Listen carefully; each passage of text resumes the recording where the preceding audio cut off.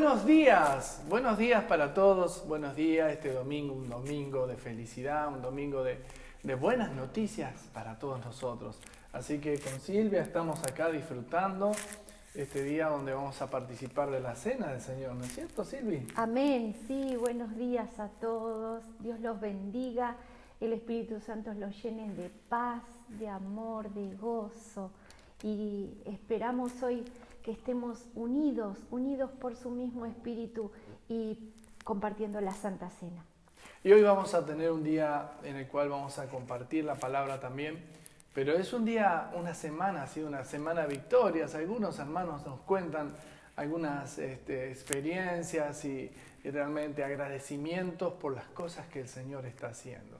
Así que no queda más que decir que el Señor es bueno y Él está en control de todos nosotros, ¿no es cierto? Amén. Sí, a veces estamos medio perturbados, pero ¿sabes qué? Cada vez que el enemigo te está atacando, el Señor viene con su ejército para protegerte y para ayudarte para salir de todos tus problemas y necesidades. Amén. Amén. Así que vamos a empezar orando, ¿sí? Amén. Y esto lo hacemos porque sabemos que Dios tiene algo grande y esta va a ser una semana más victoriosa todavía, porque la Biblia dice que va a haber gracia sobre gracia. Mira qué lindo, ¿no? Amén. Es decir, la gracia es aquella bondad de Dios para salvación, pero aquí viene gracia sobre gracia. Así que van a haber personas que en esta semana se van a convertir. Ya hemos tenido algunas personas que han llegado dentro de la semana, nos han mandado mensajes que quieren congregarse, otros se quieren casar y otros, bueno, hay diferentes novedades que vamos a tener más adelante.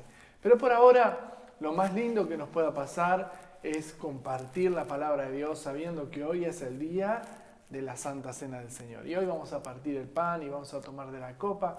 Y para eso antes vamos a orar y después entramos en una palabra. ¿Qué te parece? ¿Sí? Padre Dios, te doy gracias por esta oportunidad que nos regala, Señor, que nos presta, Señor, el tiempo en el cual, Señor, tu palabra es palabra de victoria, de poder, Señor. Y sentimos que el enemigo muchas veces quiere venir a lastimarnos, a perturbarnos, pero sales tú a nuestra defensa para poder cuidarnos y protegernos, porque el enemigo nada puede con los hijos de Dios, porque tú estás con nosotros. Padre, yo te quiero pedir en esta oportunidad que tu Espíritu Santo nos enseñe la palabra. Así como dice en Primera de Juan capítulo 2, que el Espíritu Santo, la unción de Dios, va a enseñarnos todas las cosas. Yo creo que hoy vamos a aprender mucho de ti, Señor, y queremos honrarte, como dice tu palabra. Gracias, Señor, en el nombre del Señor Jesús. Amén, Amén. Y amén. Bueno, si tienes una Biblia a mano y puedes leer conmigo, esto va a ser muy lindo. Vamos a leer en Efesios capítulo 2. Sabes que Efesios es una carta escrita por el apóstol Pablo a la iglesia en Éfesos. Y, ¿sabe? Es una de las iglesias más, podríamos decir, que mejor habla del mismo Apocalipsis. Pero yo quiero hablarte acerca de un antes y un después que dice la palabra de Dios en Efesios capítulo 2. Dice, y Él os dio vida a vosotros cuando estabais muertos en vuestros delitos y pecados, en los cuales anduviste en otro tiempo siguiendo la corriente de este mundo, conforme al príncipe de la potestad del aire, el espíritu que ahora opera en los hijos de desobediencia, entre los cuales también todos nosotros en otro tiempo, vivimos en otro tiempo en los deseos de nuestra carne, haciendo la voluntad de la carne y de los pensamientos, y éramos por naturaleza hijos de ira igual que los demás. Wow, quiero parar un poquito acá. Porque la primera virtud que encontramos es que Él nos da vida. Jesucristo es la vida, ¿sabías? Eso lo decimos mucho, ¿no? Pero cuando una persona está atada a los delitos, al pecado, está atada a vicios, está atada a cosas muy corruptas, cosas muy feas, qué esperanza tan grande es saber que Él nos da vida cuando estábamos muertos en nuestros delitos y pecados. La palabra de Dios dice que el pecado es un delito y que nuestras acciones son delictivas. ¿Qué es un delito? Es algo que no obedece a la ley de Dios. Hay personas que creen estar bajo la ley haciendo las cosas mal, pero están cometiendo delitos. Nosotros somos delincuentes, por decir, porque delinquimos la palabra de Dios. Y acá dice que Él nos dio vida cuando estábamos muertos. Nadie está vivo con el pecado. Estábamos muertos en nuestros delitos y pecados. Qué tremendo, ¿no? ¿Alguna vez sentiste esa sensación de muerte cuando quizás cometiste alguna vez un pecado que no sea tan grosero, pero igual dijiste, a ver si me voy al infierno o me siento, ¿cómo me puedo sentir? Contame un poquito. Mal, muy mal. ¿Y qué sentías? A ver. Y se siente, está seco, triste, angustiado, la falta de paz. Es tremendo. Porque uno de verdad se va a la vida. Yo me acuerdo que una vez guardé una cosa en mi corazón que era algo que hice mal. Y pasó mucho tiempo y siempre me torturaba. ¿No te pasó alguna vez algo así? Y algo que hiciste mal y te tortura.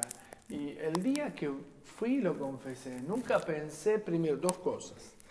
Nunca pensé que la persona me iba a perdonar como también el Señor me perdonó. Y si no me hubiese perdonado a la persona, igualmente yo sabía que me iba a sacar una carga. Pero después dije, qué tremendo, ¿por qué no lo hice antes? ¿No es cierto? A veces guardamos un secreto que es un pecado escondido y lo tenemos ahí clavado en el corazón y hay una infección ahí en el corazón, ¿no es cierto? ¿Cómo sentiría que tuvieras una espina clavada en alguna parte de tu cuerpo que se te inflama y sientes dolor, cada vez que te tocan te duele, ¿no es cierto? Así es el corazón. Cuando hay ciertos pecados y tocan ese tema, te duele, ¿no es cierto? El pecado dice que es un delito para Dios. ¿Por qué? Porque Dios dice, no hagas esto o no hagas aquello. Y cuando tú lo haces, entonces estás perdido en tus delitos y pecados. Pero ¿sabes qué? Aparece Cristo. Y Él viene a darte vida. Dice, Él nos dio vida cuando estábamos muertos en nuestros delitos y pecados. Fíjate, siguiendo la corriente del príncipe de las tinieblas, dice algo así, dice, yo lo voy a leer de nuevo, en los cuales anduviste en otro tiempo siguiendo la corriente de este mundo, conforme al príncipe de la potestad del aire, el espíritu que ahora opera en los hijos de desobediencia. Wow, ¿sabes qué? El príncipe de la potestad del aire, usted sabe que aire es espíritu también, porque neuma o neumático en griego es una palabra que decía espíritu, y eso es aire. En el aire están los espíritus. Y el príncipe de las tinieblas, es decir, Satanás, opera sobre los hijos de desobediencia. Usted quizás no sepa por qué es un desobediente. Quizás no sepa por qué le cuesta dejar ciertas cosas, pero es algo espiritual. Usted sabe que toda acción está sujeta a algo sobrenatural, ya sea bueno o sea malo. Hombres y mujeres se conducen de acuerdo a quien los está gobernando espiritualmente. Y a veces usted dirá, pero yo soy una buena persona. ¿No es cierto? ¿Cuántas veces? Yo soy bueno, yo no tengo maldad, no hago nada malo. Claro que no, usted cree que no lo hace. Pero dice la Biblia que sin querer usted, crea o no, está sujeto al príncipe de la potestad del aire, en los cuales, dice más, fíjese lo que dice aquí el versículo, entre los cuales, versículo 3, también todos nosotros vivimos en otro tiempo en los deseos de nuestra carne, y mire más, haciendo la voluntad, ¿de qué? De nuestros pensamientos. ¿Nunca se te ocurrió, o mejor dicho, sabes que el pensamiento es lo que sale del corazón, se te va a la boca o a la cabeza? ¿No es cierto? A veces no lo haces por la boca o no querés insultar, pero en la cabeza tenés todo el rollo feo, ¿viste? Y en esa voluntad de tus pensamientos a veces caes en la tentación de dominar un pecado o tomar que ese pecado, y en realidad ese pecado te domina a vos. Porque la persona que comete pecado, en realidad se hace esclavo del pecado. Y la Biblia dice que el príncipe de la potestad del aire, el espíritu que opera sobre los hijos de desobediencia, Satanás, estoy hablando, toma la voluntad de los hombres cuando el hombre hace la voluntad de sus pensamientos. Qué cosa loca, ¿no? ¿Nunca se te ocurrió pensar mal? Sí, no se me ocurrió, pienso. Y bueno, ya no pienses más mal, por favor. Pero si pensás mal y accionás mal, estás accionando de acuerdo a tus pensamientos.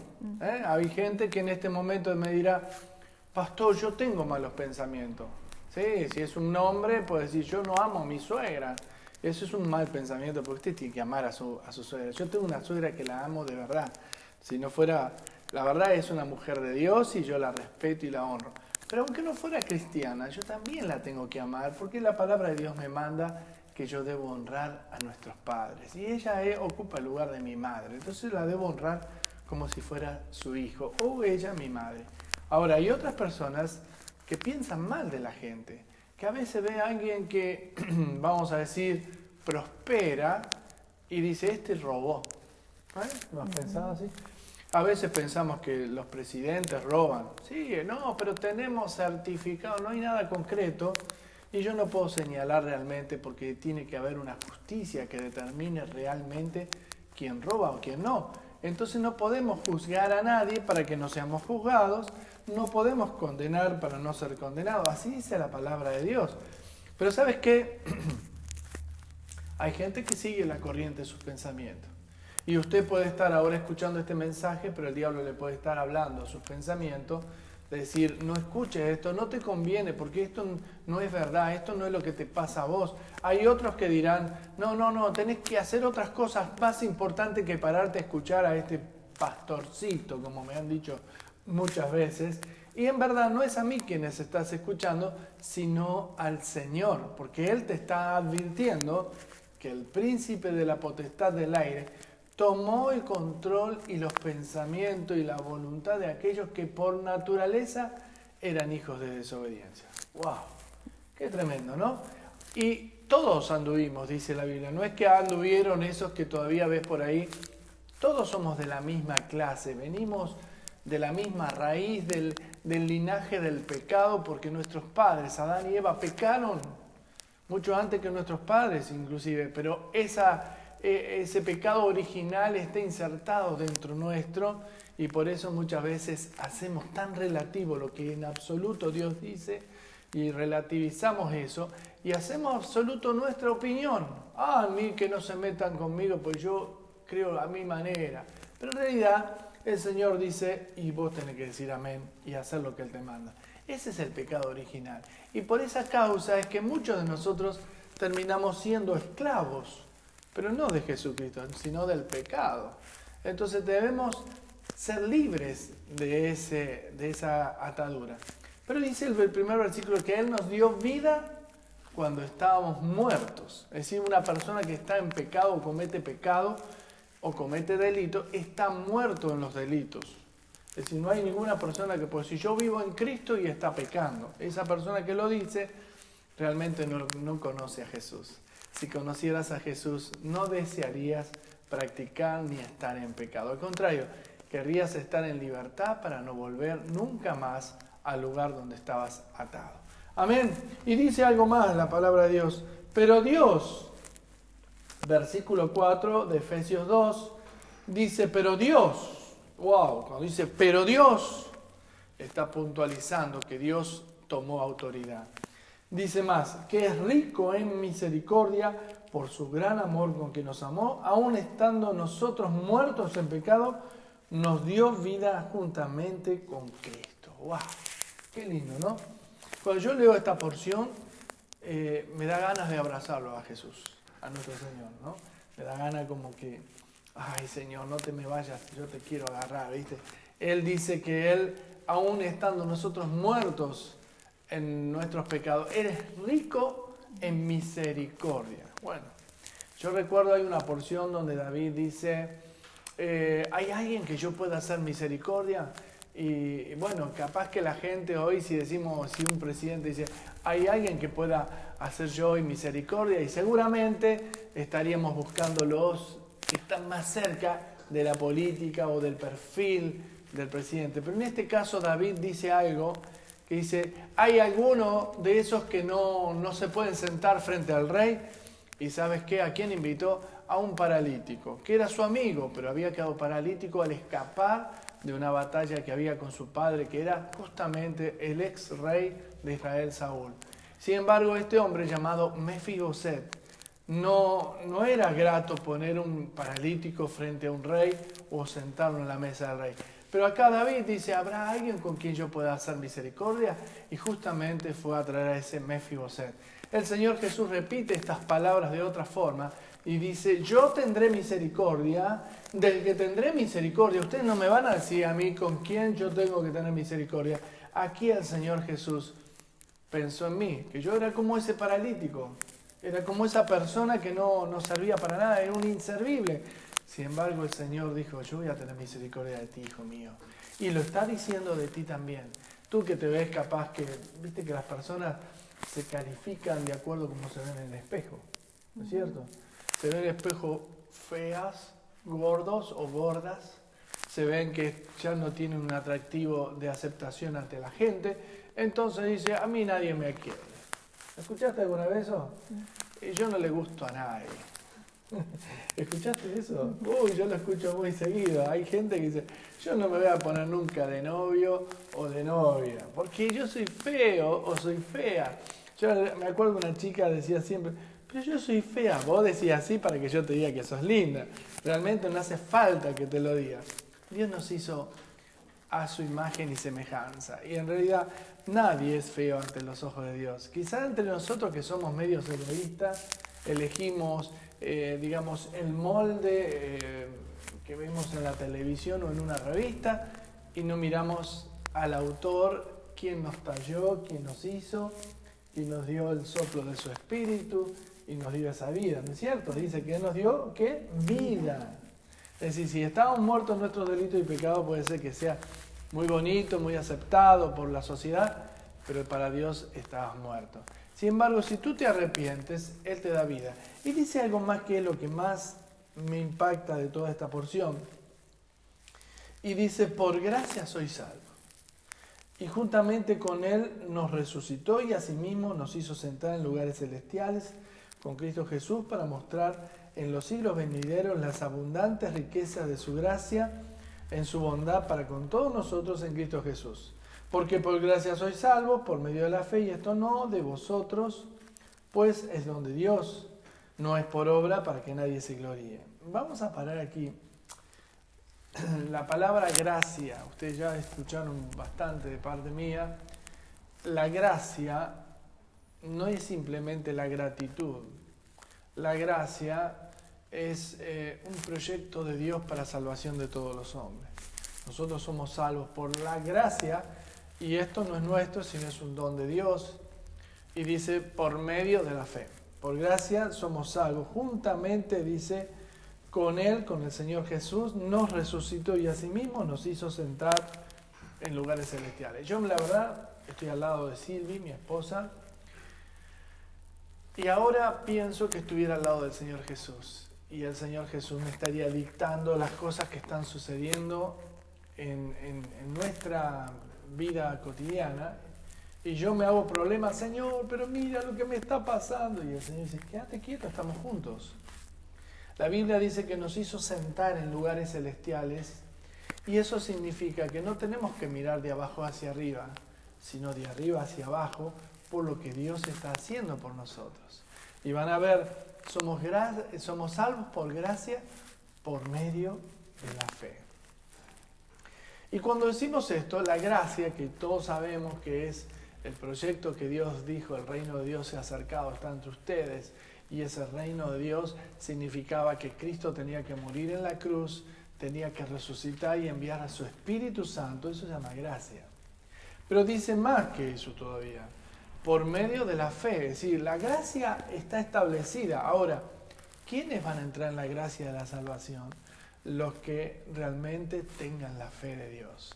Y esto no de vosotros, es decir, no es algo que vos lo puedas hacer, sino que es un don de Dios.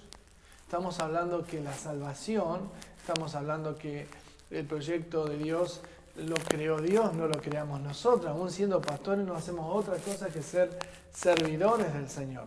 Por eso la palabra de Dios dice, por gracia soy salvo. Por medio de la fe. Y esto no de vosotros, pues es don de Dios. No por obras, para que nadie se gloríe. Entonces, fíjese lo que dice el próximo versículo. Y que Él dice, juntamente con Él nos resucitó y asimismo nos hizo sentar en los lugares celestiales con Cristo Jesús, para mostrar en los siglos venideros las abundantes riquezas de su gracia en su bondad para con nosotros en Cristo Jesús. Y dice el versículo 8, reitera lo que dije hace un instante, porque por gracia sois salvos por medio de la fe, y esto no de vosotros, pues es don de Dios. Y dice más, como para poner claramente la forma en la cual somos salvos, no por obras para que nadie se gloríe. Yo a veces veo gente que hace muchas obras, y yo no me acuerdo, pero justo cuánta gente me pudo haber dicho. Y me dice, pibe, me decían cuando yo era jovencito, así como Ayrton, por ejemplo, dice, tenés el cielo ganado con todo lo que vos haces. ¿Qué dicho, no? ¿Lo escuchaste vos? ¿Te lo han dicho? Tienes el cielo ganado, así. Acá dice todo lo contrario. Que no es por obras, no es por tantas cosas que podamos hacer, ayudando a la gente o dándole de comer. Dice más, si lees en 1 Corintios 13, dice, si yo hablo lenguas humanas o angelicales y no tengo amor, soy puro ruido. Si yo le doy de comer a los pobres y aún les diera mis carnes si no hubiera de comer y no tengo amor, soy como címbalo que retiñe. Algo que tremendo eso, ¿no? Que dice que Dios no valora tanto lo que puedas hacer para ganar la gracia, sino tu rendición. Él nos dio vida. No es que nosotros ganamos la salvación, sino que Él fue quien murió. No es que porque tú amas al Señor tú eres salvo, sino porque Él te amó primero. Y Él es el que te está hablando en esta mañana para que entiendas que Él quiere salvarte, que Él quiere librarte, que Él quiere sentarte al lado tuyo, o al lado de Él, perdón, así en los lugares celestiales, en Cristo Jesús, ¿sí? Entonces, somos salvos por la gracia y no es por obras. A veces vemos diferentes denominaciones o vemos otras religiones que hacen obras muy importantes, obras que quizás nosotros no podemos hacer y por eso nos sentimos menos, nos sentimos que no estamos haciendo lo que Dios quiere. La Biblia no nos manda a hacer las obras para ser salvos. La Biblia nos manda a hacer las obras por un bien religioso que podemos hacer cualquiera de nosotros, porque la palabra de Dios dice, si viere a tu hermano tener hambre, dale de comer, ¿no? Y dice más, la religión pura y sin mácula es ayudar al enfermo, al pobre, al que no tiene de comer, a las viudas, a los huérfanos, etc. ¿Sí? Y dice más, porque somos hechura suya, creados en Cristo Jesús para buenas obras, las cuales Dios preparó de antemano para que anduviésemos en ellas. ¡Wow! Yo quisiera seguir leyendo, porque me gusta mucho este capítulo, pero yo voy a parar ahí. ¿Sabe por qué? Porque me quiero quedar con algo, un contenido de la palabra. Y yo me gustaría que podamos compartir con Silvia qué pudimos decir de todo esto. Primero, Él nos dio vida cuando estábamos muertos. Quizás no todos nacieron en un hogar cristiano y algunos fueron hijos abandonados, rechazados, quizás algunos hasta ultrajados, lastimados, abusados, etc. Pero dice la Biblia que Él mira a todos en forma individual como un tesoro de salvación. Él te ha mirado a vos y cuando te rescató el Señor de donde te sacó, Él dijo, tú eres ahora hijo de Dios. A veces nuestros sentimientos se aferran más a nuestra familia o a nuestros amigos o a nuestras tradiciones, pero la palabra de Dios dice que en Cristo no hay ciudadanía, sí, no hay griego, judío, no hay argentino ni chileno, somos todos hijos de Dios. Al ser hijos de Dios, ¿qué es lo que tenemos que adoptar? La mente de Cristo. Lo que Cristo quiso hacer con nosotros, o mejor dicho, que hizo por nosotros, es rescatarnos de las tinieblas y llevarnos al reino de su luz admirable. Las tinieblas, lo tenebroso, lo oculto, lo que hacía daño, lo que a veces es menospreciable o lastimable, ahí estábamos perdidos. Sin embargo, Él nos rescata de ahí y nos lleva a un reino que es el reino de la luz admirable. Qué lindo, ¿no? ¿Qué decís vos? Contame algo de todo eso. Bueno, a veces, yo me acuerdo cuando tu papá vivía, y él me contaba su testimonio. ¿Te acordás? Qué tremendo. Contame un poquito de esa parte que él andaba por ahí haciendo. No eran travesuras, ¿no? Eran cosas más pesadas, ¿no? Era serio, sí. Era bastante serio. Más fuerte hablando. Era serio, pero el Señor lo rescató. Lo Sí. rescató de donde él estaba. Él era activista comunista y bueno, trabajaba activamente. Ajá. Hasta que un día lo corría la policía en una redada.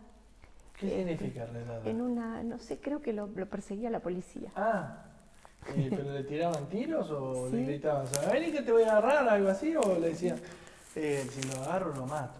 ¿no? Claro, y ¿Sí? creo que debería ser así. ¿Sí? Creo, y bueno, y él escapando de la policía, porque lo perseguía, entró en una iglesia, y cuando entró en la iglesia... Pero había un detalle que yo me acuerdo, él se encontró con una persona, otro muchacho, que estaban juntos. Claro, estaban juntos. Sí, y entraron a una iglesia y ambos fueron tocados por Dios, ¿no? ¿Qué fue lo que pasó? Sí, y él cuando entró a la iglesia, el predicador que estaba predicando en ese momento le decía que parecía que le estaba hablando a él solo, decía mi papá. Sí, claro. Qué lindo, ¿no? Escuchar testimonios así. Yo no tengo un testimonio así, sinceramente, ¿no? Porque yo nunca anduve matando. Bueno, sí, maté, soy un asesino, maté muchos pajaritos. Muchos gatitos. Gatos, ella me acusa de eso. Liebres, palomas y eso he matado. He secuestrado algunas palomas que me las he llevado a una jaula. Es decir, me he sentido, después de muchos años, que he cometido algún tipo de delito moral. Pero bueno, ¿a dónde voy con esto? Quizás yo no tuve ese perfil tan violento o tan marcado acerca de algo que iba en contra de algo moral, ¿no? Es decir, mi madre fue una mujer de Dios, por lo que yo recuerdo. Todos tuvimos fallas seguramente, pero sabe, nos educó, nos enseñó bajo el temor de Dios.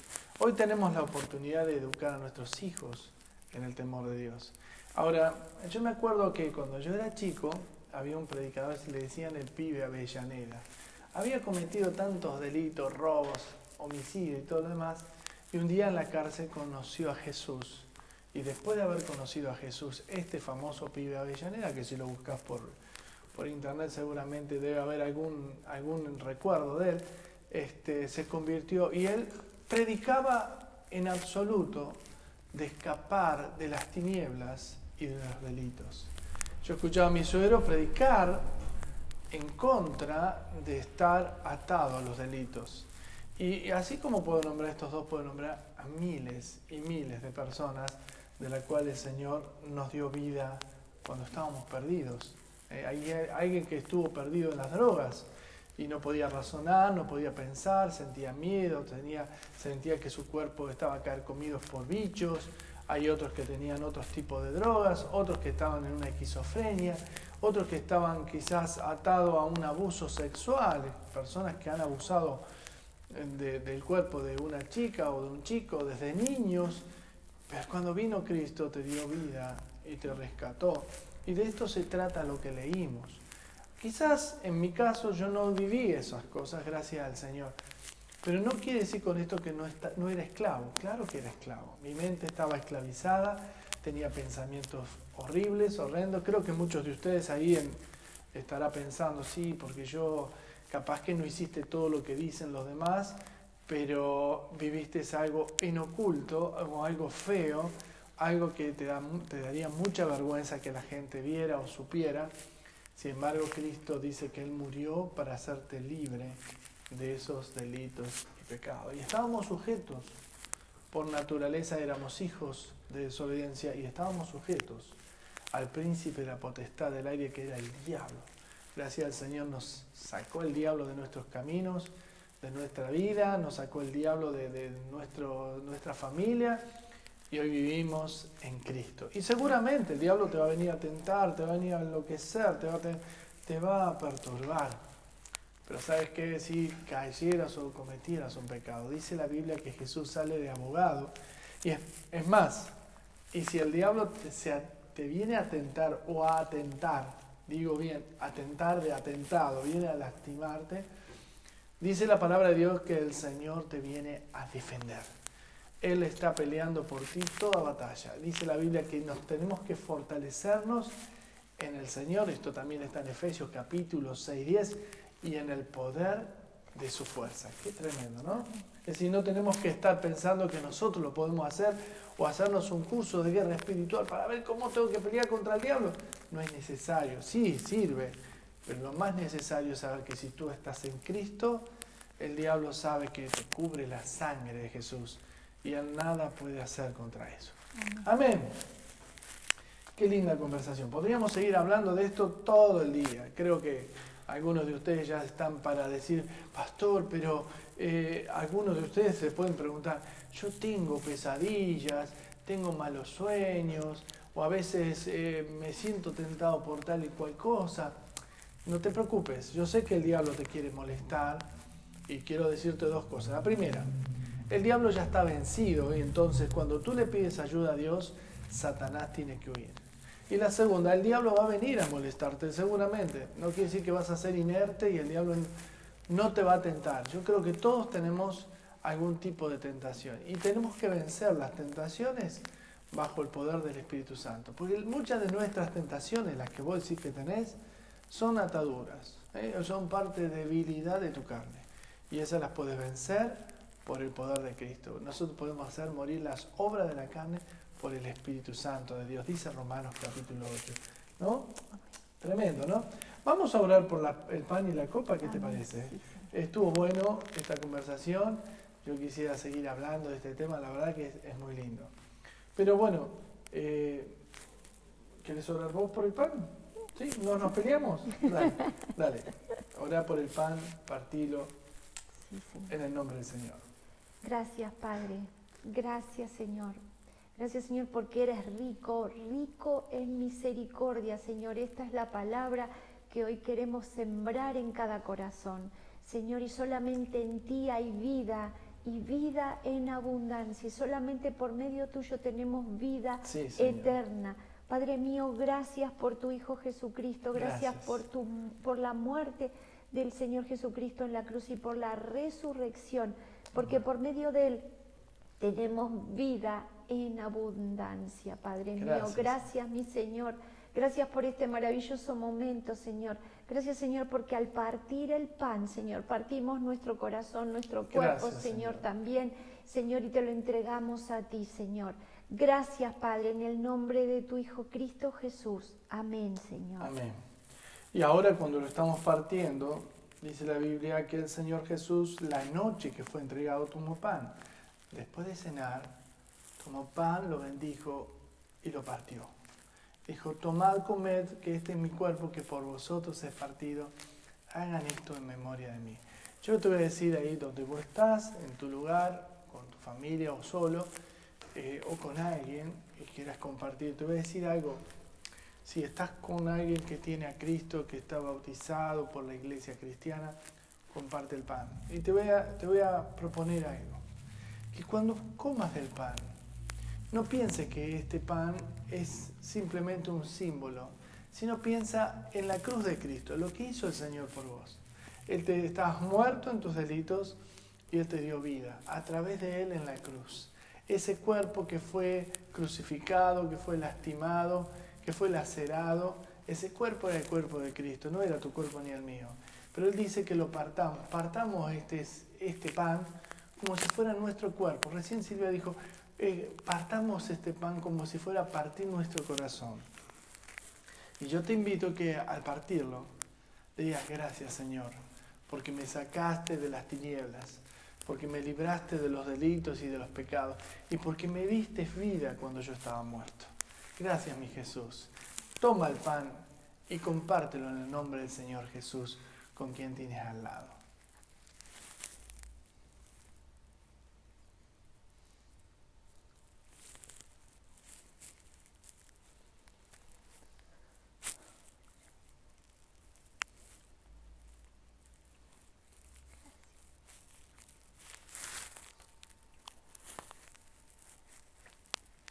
Asimismo tomó la copa, después de haber cenado y dar gracia y haber participado del pan, dijo, esta es mi copa, esta es mi sangre, el nuevo pacto del fruto de la vid que por vosotros ha sido derramado, por tus pecados y los míos. Bebed de ella todos los días, y todas las veces que comieres del pan y bebieres de esta copa, la muerte del Señor anunciáis hasta que Él venga. Señor y Padre, gracias por el Señor Jesús, porque Él derramó su sangre por mis pecados. Y Señor, en esta oportunidad, en esta mañana, quiero agradecerte que esa sangre fue suficiente para limpiar todas mis maldades. Seguramente me da vergüenza pensar todo lo que he hecho mal, pero tú ya lo has perdonado y lo has limpiado con la sangre. Señor, yo te pido que en esta hora aquellos que participan sientan tu profunda presencia, Señor. Amén. Y sientan un agradecimiento de corazón, porque esa sangre tiene poder. En el nombre del Señor Jesús. Amén. Participa de la copa en el nombre del Señor Jesús.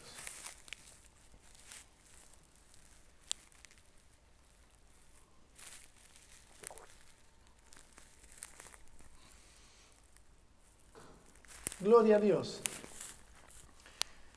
Y vamos a finalizar, pero no se termina todo.